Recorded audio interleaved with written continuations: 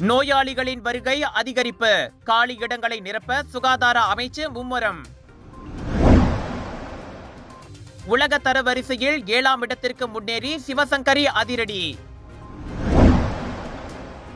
டிஏபியில் பதவி போராட்டம் செல்வாக்கு நெருக்கடியை தவிர கொள்கைக்காக அல்ல என்றார் பேராசிரியர் டாக்டர் ராமசாமி. ஜேபிஜே துரத்தியதால் ஓட்டுநர் வெளியே குதித்தார். மலாக்காவில் வீட்டை மோதிய லாரி. கிமாமானுக்கு அருகே கிழக்கு கரை நெடுஞ்சாலை 2இல் விபத்தினால் கீழே விழுந்த முட்டைகளை உட்கொள்ளாதீர்.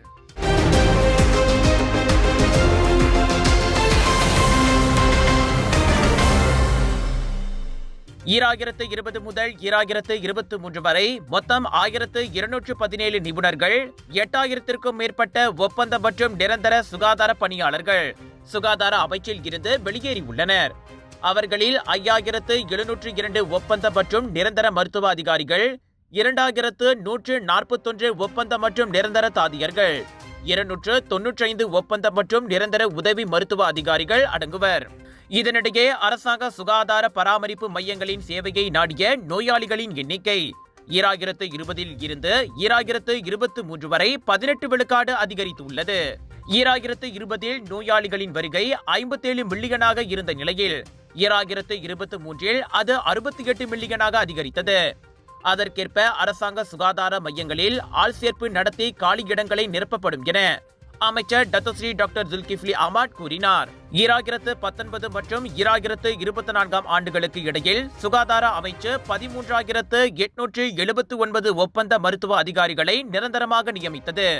இவ்வாண்டு 3,200 ஒப்பந்த மருத்துவ அதிகாரிகளை நிரந்தரமாக நியமிக்க அது இலக்கு கொண்டுள்ளது.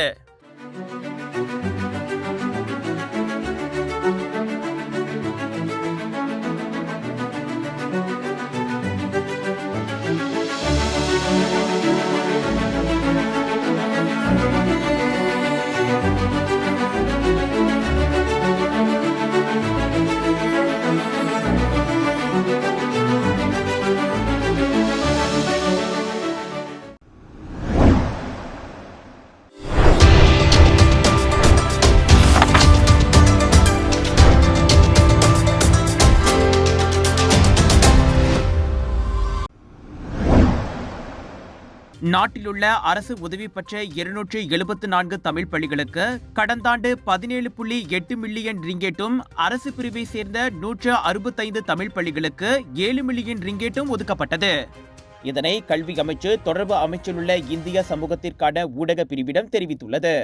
அனைத்து தமிழ் பள்ளிகளும் சிறந்த கல்வி வசதியை பெறுவதை கல்வி அமைச்சு எப்போதும் உறுதிப்படுத்தி வருகிறது என்பதை கடந்த 2023 ஆண்டு மற்றும் 2024 ஆண்டில் அரசு உதவி பெற்ற பள்ளிகளுக்கு ஒதுக்கப்பட்ட ஒதுக்கீடுகள் மற்றும் அரசு பள்ளிகளின் பராமரிப்பு செலவுக்காக ஒதுக்கீடு செய்யப்பட்ட தொகைகளே இதற்கு ஆதாரமாகும் என கல்வி அமைச்சு தெரிவித்துள்ளது. இன்று டிஏபிக்குள் ஏற்பட்டுள்ள போராட்டம் அடிப்படையில் அதிகாரம் மற்றும் செல்வாக்கிற்காகவே தவிர கொள்கைக்காக அல்ல என பினாங்கு முன்னாள் முதல் அமைச்சரும் உரிமை கட்சியின் தலைவருமான பேராசிரியர் டாக்டர் ராமசாமி தெரிவித்துள்ளார். மூத்த தலைவர்கள் கட்சியின் அரசாங்க பதவியில் அதிக செல்வாக்கை நாடியுள்ளனர். அதே நேரத்தில் இளைய தலைவர்கள் பிரதமர் அன்வார் இப்ராஹிம் உட்பட மலாய் தலைவர்களுடன் ஒத்துழைக்க விருப்பம் காட்டியுள்ளனர் என தனது முகநூலில் பதிவிட்டுள்ள அறிக்கையில் ராமசாமி சுட்டிக்காட்டினார். 2023 மாநில தேர்தலுக்கு முன்னதாக சக்தி வாய்ந்த 5 பேர் கொண்ட தேர்வுக்குழு மூலம் மூத்த தலைமை குறிப்பிடத்தக்க கட்டுப்பாட்டை பெற்றது. பினாங்கில் முதல் அமைச்சரின் அதிகாரத்தை குறைக்கும் வகையில் குறிப்பிட்ட மாநில தலைவர்கள் போட்டியிட தடை விதிக்கப்பட்டது. இதேபோல் ஸ்லாங்கூரில் ஒரு வெளிப்படையான இந்திய தலைவர் மூத்த தலைவர்களுடன் இணையவில்லை என்பதற்காக 2022 நாடாளுமன்ற தேர்தலில் இருந்து நீக்கப்பட்டார். இந்த முறை பினாங்கில் சில இந்திய தலைவர்கள் மூத்த தலைவர்களின் விசுவாசிகளால் மாற்றப்பட்டனர். பினாங்கு தலைவர் பதவி உட்பட கட்சியின் முக்கிய பதவிகளில் இளைய தலைவர்கள் கட்டுப்பாட்டை பெற்றபோது அவர்களில் சிலருக்கு கூட்டரசு நிலையில் அமைச்சர் பதவிகள் மறுக்கப்பட்டன. விரைவில் நடைபெறவிருக்கும் கட்சியின் மத்திய செயற்குழு தேர்தலில் போட்டியிடுவதில்லை என்ற சில மூத்த தலைவர்களின் முடிவு அவர்கள் உட்கட்சி பூசல்களில் இருந்து பின்வாங்குவதை காட்டுவதாக டாக்டர் ராமசாமி தனது அறிக்கையில் தெரிவித்தார். கில்லான் தாமான் கிளங் ஜெயாவுக்கு அருகே அதிகமான இந்திய மாணவர்கள் பயிலும் ராஜா மகாடி தேசிய இடைநிலை பள்ளியில் இவ்வாண்டு 4ஆம் மற்றும் 5ஆம் படிவம் பயிலும் மாணவர்களுக்கான தமிழ் இலக்கிய பாடம் பாட அட்டவணை நேரத்திற்கு பிறகு நடைபெறும் என அப்பள்ளியின் நிர்வாகம் செய்த முடிவு குறித்து பெற்றோர்கள் தங்களது ஏமாற்றத்தையும் அதிர்ச்சியையும் தெரிவித்துள்ளனர். கிட்டத்தட்ட 2000 மாணவர்கள் பயிலும் இந்த பள்ளியில் ஆண்டுதோறும் SPM தேர்வில் தமிழ் மற்றும் தமிழ் இலக்கிய பாடங்களை அதிகமான மாணவர்கள் எடுத்து வந்தனர். கடந்த ஆண்டு வரை பள்ளி நேரத்திலேயே அவ்விரு பாடங்களும் போதிக்கப்பட்டு வந்ததால் தமிழ் பாடம் மற்றும் தமிழ் இலக்கிய வகுப்புகளில் அதிகமான மாணவர்கள் கலந்து கொண்டனர். இவ்வாண்டு 4ஆம் படிவத்தில் சுமார் 180 மாணவர்கள் தமிழ் பாடத்தையும் 140 மாணவர்கள் தமிழ் இலக்கிய பாடத்தையும், 5ஆம் படிவ மாணவர்களில் தமிழ் பாடம் பயில்வதற்கு 190 பேரும் இலக்கிய பாடத்தை 150 பேரும் பயில்வதற்கு தயாராயிருப்பதாக கூறப்படுகிறது. இந்த வேளையில் பள்ளி நேரத்திற்கு அப்பாற்பட்டு அவ்விரு பாடங்களும் போதிக்கப்படும் என அப்பள்ளியின் தலைமை ஆசிரியர் செய்த முடிவினால் போக்குவரத்து பிரச்சனை காரணமாக அதிகமான மாணவர்கள் அப்பாடங்களை படிக்க முடியாத சூழ்நிலைக்கு உள்ளாகலாம் என பெற்றோர்கள் கருதுகின்றனர். இதனிடையே இந்த விவகாரத்திற்கு கல்வி அமைச்சு உடனடியாக தீர்வு காண வேண்டும் எனவும் அவர்கள் கேட்டுக்கொண்டுள்ளனர். தேசிய ஸ்குவாஷ் தாரகை எஸ் சிவசங்கரி உலக தரவரிசையில் 7வது இடத்திற்கு முன்னேறி பரபரப்பு ஏற்படுத்தியுள்ளார். பெருமைப்படத்தக்க இச்சாதனையின் மூலம் 2028 லாஸ் ஏஞ்சலஸ் ஒலிம்பிக் போட்டியின் போது மலேசியாவின் நம்பிக்கை நட்சத்திரமாக அவர் விளங்குவார் என்ற எதிர்பார்ப்பு மேலோங்கியுள்ளது. 2028ஆம் ஆண்டில் ஒலிம்பிக் போட்டி வரலாற்றில் முதன்முறையாக ஸ்குவாஷ் இடம்பெறவிருக்கின்றது. இந்த இளம் வயதில் உலக அளவில் 7வது மிக சிறந்த ஸ்குவாஷ் வீராங்கனையாக உயர்ந்திருப்பது எவ்வளவு காலமும் தான் போட்ட கடும் உழைப்புக்கான பிரதிபலன் என சிவசங்கரி வர்ணித்தார். இதோடு திருப்தி அடையாமல் ஆட்டத்தரத்தை மேம்படுத்தி தரவரிசையில் தொடர்ந்து முன்னேற அவர் உறுதி பூண்டுள்ளார். 25 வயது சிவசங்கரி அண்மையில் அமெரிக்காவில் நடைபெற்ற சின்சினாத்தி கிண்ண ஸ்குவாஷ் போட்டியில் வாகை சூடினார். ஸ்குவாஷ் உலகில் முக்கிய போட்டிகளில் ஒன்றான அதில் வெற்றி பெற்றதானது சிவசங்கரியின் அர்ப்பணிப்பு மற்றும் நிலையான ஆட்டத்தரத்திற்கான சான்றாகும். சிவசங்கரியின் முன்னேற்றத்தை பார்க்கும்போது தேசிய ஸ்குவாஷ் சகாப்தம் டத்தோ நிக்கோல் டேவிட்டின் அடிச்சுவட்டை பின்பற்றி ஒருநாள் உலகின் முதல் நிலை ஸ்குவாஷ் வீராங்கனையாக அவர் வருவார் என்பது திண்ணம். இந்நிலையில் இவ்வாண்டு தனது 2வது வெற்றியாளர் பட்டத்தை கைப்பற்றும் முயற்சியில் அடுத்த மாதம் நியூசிலாந்து பொது விருது மற்றும் ஆஸ்திரேலியா பொது விருது போட்டிகளில் சிவசங்கரி களமிறங்குகிறார்.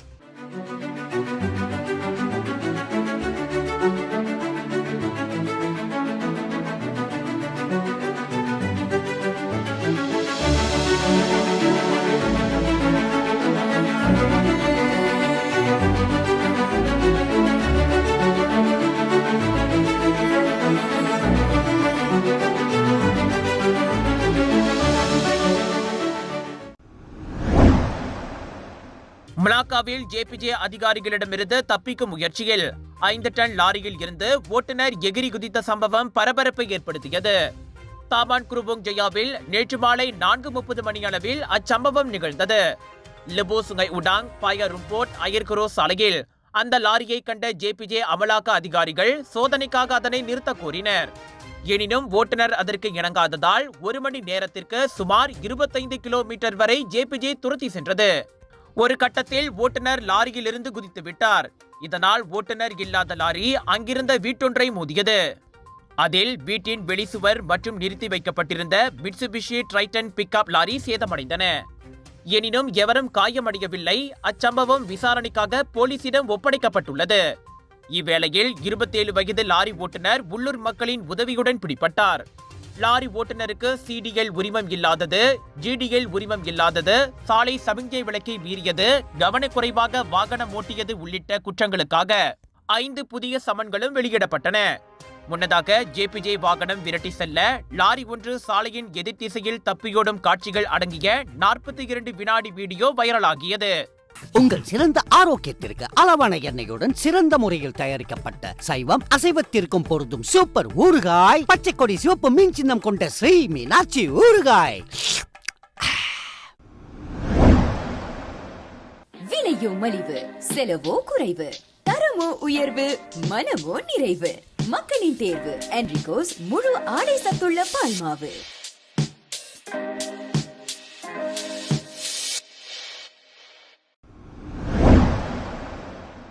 கபாமானக அருகே கிழக்கு கரை நெடுஞ்சாலை 2இல் 293.8வது கிலோமீட்டரில் ஏற்பட்ட சாலை விபத்தினால் கீழே சிதறி விழுந்த முட்டைகளை எடுத்து சென்றவர்கள் அதனை உட்கொள்ள வேண்டாம் என பொதுமக்களுக்கு ஆலோசனை தெரிவிக்கப்பட்டுள்ளது.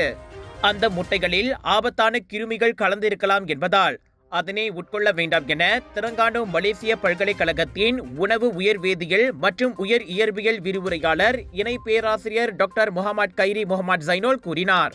குறிப்பாக உடைந்த கோழி முட்டைகள் சால்மனெல்லா, எஸ்செரிக்கியா கோலி, ஈகோலி உட்பட பல்வேறு பாக்டீரியாக்களை கொண்டிருக்கலாம் என அவர் சுட்டிக்காட்டினார். கோழி முட்டைகளால் சுற்றுச்சூழல் மாசுபடும் அபாயம் ஏற்பட்டுள்ளது. சம்பந்தப்பட்ட பாக்டீரியாக்கள் கோழியின் முட்டை ஓட்டில் உள்ள விரிசல்கள் வழியாக ஊடுருவ முடியும் என்று அவர் தெரிவித்தார். நேற்று விடியற்காலை 5:30 மணி அளவில் கபாமான் சுக்காய் டோல் பிளாசா வெளியேறும் பகுதியில் லாரி விபத்துக்குள்ளானதை தொடர்ந்து அதிலிருந்து கீழே விழுந்து சிதறிய 78,000 கோழி முட்டைகளை சேகரிக்க மக்கள் திரண்டது குறித்து டாக்டர் முகமது கைரி கருத்துரைத்தார். ஒரு லொகேஷன், 10 ஃபெஸ்டிவல்ஸ், 100க்கும் அதிகமான பிரபலங்கள், 200க்கும் அதிகமான பூத்கள், 1000க்கும் அதிகமான போட்டியாளர்கள், 1,00,000 வாடிக்கையாளர்கள். மலேசிய புக் ஆஃப் ரெக்கார்ட்ஸில் the largest indoor Deepavali expo என பெயர் பதித்த கலர்ஸ் ஆஃப் இந்தியாவின் பிரம்மாண்டத்தின் உச்சம் south east Asia Bollywood festival and Indian trade expo 26 மார்ச்லிருந்து 1 ஏப்ரல் வரை சுத்ரமால் ஜோபாடு ஜோரில். எதிர்பாராததை எதிர்பாருங்கள், திரண்டு வாருங்கள். Let's create lasting memories.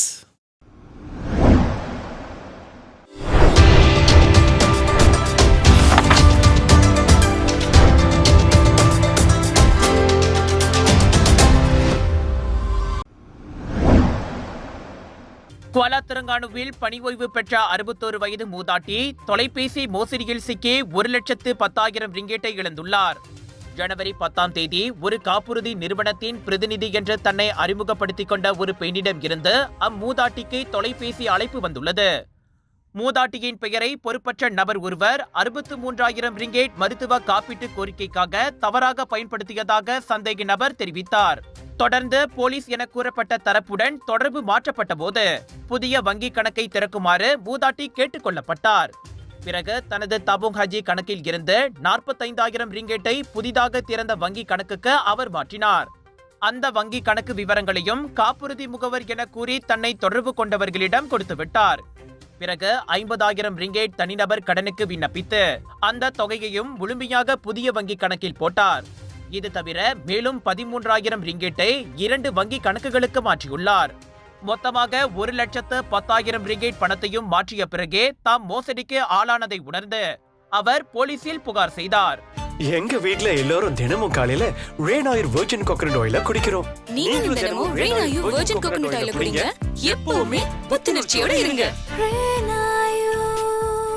ஒவ்வொரு பொழுதும் ரெய்னாயூருடன் தொடங்குங்கள்.